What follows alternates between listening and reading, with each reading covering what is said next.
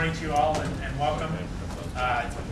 We look forward to a very robust discussion with you today, so we hope that our comments will be kept quite short. Our first panel is entitled Restoring American Leadership.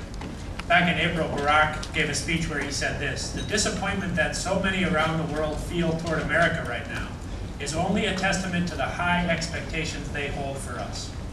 We must meet those expectations again, not because being respected is an end in itself, but because the security of America and the wider world demands it."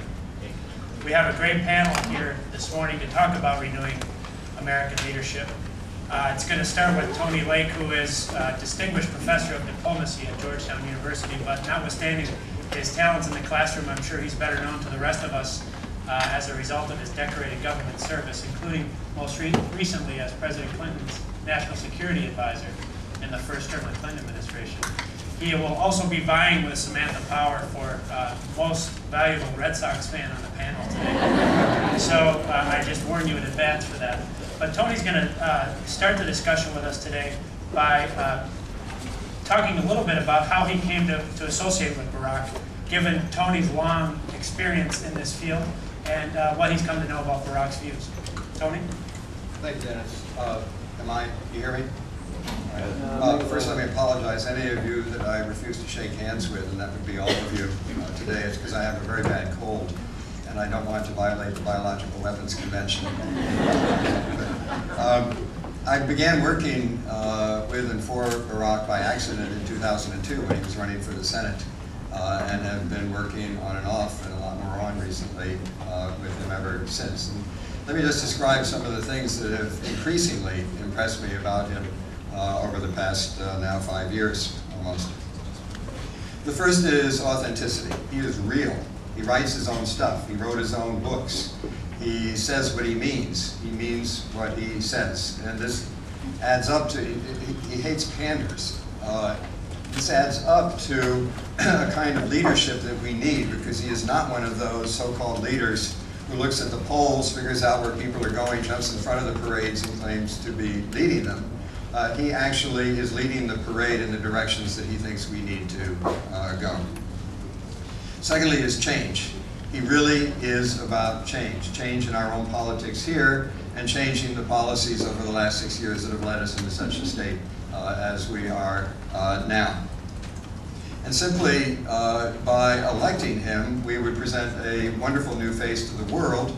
And the act of the American people electing this man would say something to the world, not just about our government, but about us as a nation as well. And it would be transformative overnight, which is not to say that there aren't a lot of policies then that are going to need a lot of hard work. I'll come back to that after that first change.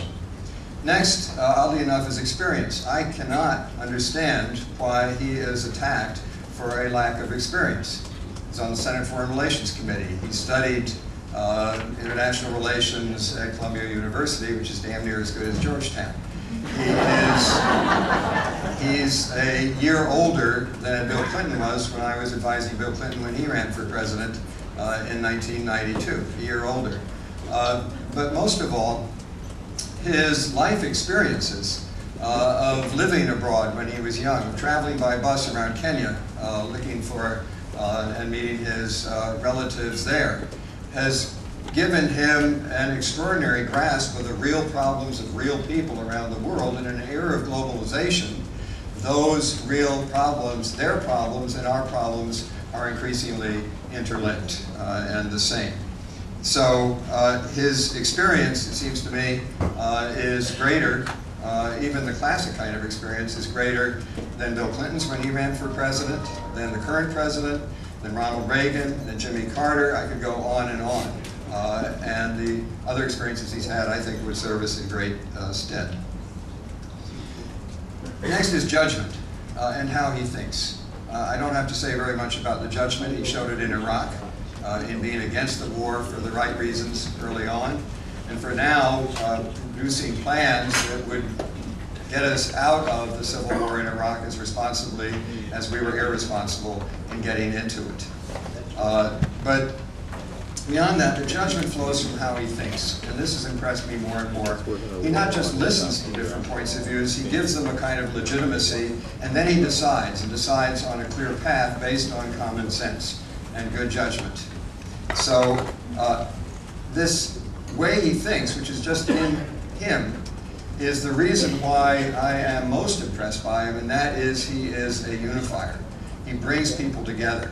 He is not divisive. And this is important in, for me, three respects. First, because I think it gives him the best chance to win the election next November, and the Zogby poll that I saw yesterday confirms this, in fact. Secondly, and this is very important, change isn't something you just talk about, change is something you do.